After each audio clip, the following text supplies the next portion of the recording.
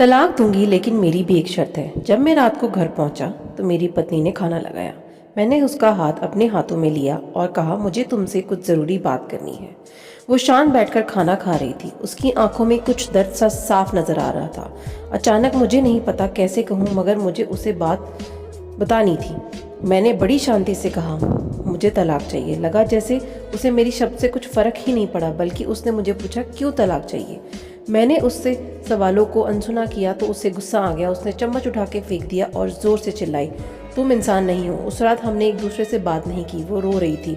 मुझे पता था कि वो जानना चाहती थी कि आखिर ऐसा क्या हुआ जो हमारा रिश्ता टूटने की कगार पर आ गया।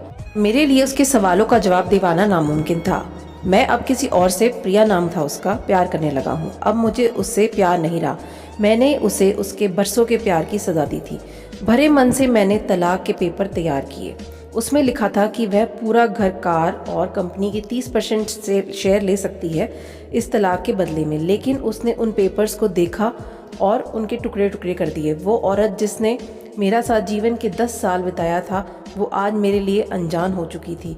इन 10 सालों का जो उसने मेरे लिए बर्बाद की थी। मगर मैं क्या करूं? जो हो चुका है उसे मैं बदल नहीं सकता, क्योंकि मैं किसी और से, अपनी पत्नी से भी ज्यादा प्यार करने लगा था। आखिरकार उसके सब्र का बांध टूट गया और वो फूट फूट कर मेरे आगे रोने लगी। मेरे लिए उसका रोना एक तरह से उसकी रिहाई की तरह था। तलाक की ये बात जो कई दिनों से मेरे परेशान कर रही थी, अब बिल्कुल साफ हो चुकी थी। अगले दिन मैं घर काफ़ी लेट आया। मैंने देखा कि वो टेबल पर बैठकर कुछ लिख रही थी। मैंने शाम से खाना नहीं खाया था, लेकिन फिर भी मैं सीधा ऊपर जाकर अपने कमरे में सो गया, क्योंकि पूरा दिन प्रिया के साथ रहने और कई जगह घूमने के बाद मैं थक गया था। वो शायद रात को उसी टेबल पर लिखते लिखते सो गई। सुबह उसने तलाक देने की शर्त बताई। वो मुझसे कुछ भी लेना नहीं चाहती थी। उसे सिर्फ तलाक से पहले 1 महीने का समय चाहिए था। उसने आग्रह किया कि इस 1 महीने में हम दोनों वही पुरानी जीवन जिए जितना संभव हो सके, क्योंकि आने वाले महीने में हमारे बेटे की परीक्षा थी और वो नहीं चाहती थी कि हमारे टूटे रिश्ते का प्रभाव उसकी पढ़ाई पर पड़े। मुझे भी ठीक लगा, मगर वो कुछ और भी चाहती थी। उसे शादी के दिन मैं उसे उठाकर अपने शयनकक्ष तक ले गया था। उसी तरह हर रोज़ 1 महीने तक मैं उसे शयनकक्ष से उठाकर मुख्य द्वार तक ले जाऊं। मुझे लगा ये पागलपन है, मगर इस आखिरी दिनों में थोड़ा के लिए मैंने उसकी ये शर्त स्वीकार कर ली। मैंने प्रिया को अपनी पत्नी की सभी शर्तें बताईं। वो हंसने लगी। उसे लगा मेरी पत्नी कितने भी तरीके अपना ले, तलाक तो होना ही तय था। मेरी पत्नी और मैं किसी से भी इन दौरान नहीं मिले थे, लेकिन उस दिन जब मैं उसे पहली बार उठाकर गेट तक लेकर गया तो हम दोनों काफ़ी अजीब महसूस कर रहे थे। पीछे से हमारा बेटा भी खिलखिलाता खुश हो रहा था। अगले दिन यह काम थोड़ा सामान्य और आसान हो गया। वह मेरे सीने से लगी थी और मैं उसकी खुशबू महसूस कर रहा था। ऐसा लगा जैसे कई दिनों बाद मुझे ये खुशबू मिल रही थी, या फिर कई दिनों से मैंने उसके होने का महसूस नहीं किया था। पहले जितना उसमें वो कसाव नहीं था और चेहरे पर कुछ हल्की झुर्रियाँ नजर आ रही थी और बाल भी सफ़ेद होने लगे थे। ये वही औरत थी जिसने अपने जीवन के 10 साल मुझे समर्पित किए थे। अगले दिन जब मैंने उसे उठाया तो वो पुरानी रोमांच लौटने लगी थी। 5वें और 6ठे दिन वह पुराना प्यार भी फिर जागने लगा। मैंने प्रिया को इस बारे में कुछ नहीं बताया था। अब उसे उठाना और आसान हो गया था। शायद हर रोज़ ये सब करने का मैं आदी हो गया था। एक दिन वह अपनी पसंद की साड़ी निकाल रही थी, लेकिन कुछ खास नहीं ढूंढ पाई। उसने सांस भरते हुए कहा कि उसके सारे कपड़े बड़े पड़ने लगे हैं। तब मुझे पता चला कि वह काफ़ी दुबली हो गई है और इसलिए मैं उसे आसानी से उठा पा रहा था। मेरे दिल को एक झटका सा लगा। उसने अपने दिल में काफ़ी सारा दर्द छुपा रखा था। पता नहीं कैसे मैं आगे बढ़ा और उसके सिर को छूकर देखा।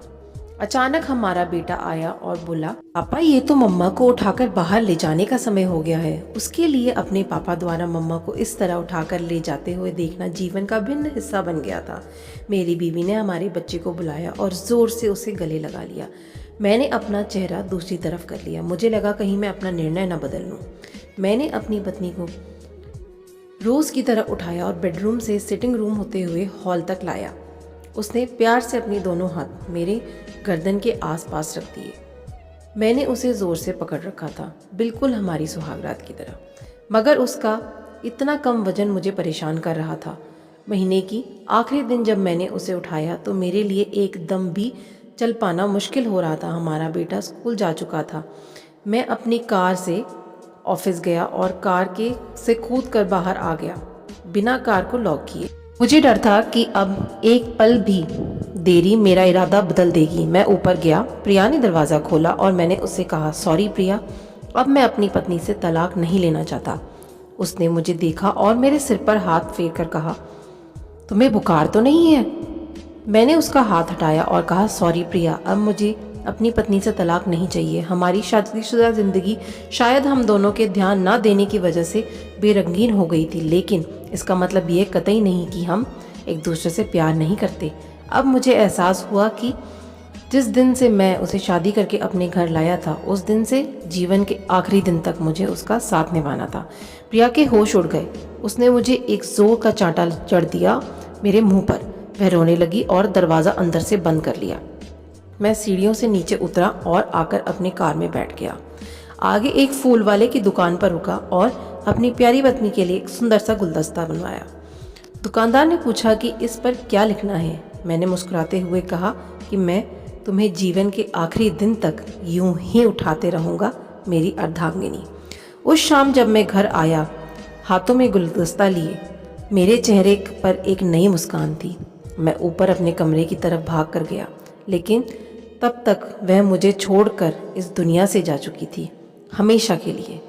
वो कई महीने से कैंसर से लड़ रही थी, लेकिन मैं प्रिया के साथ इतना खो गया था कि कभी ध्यान ही नहीं रहा।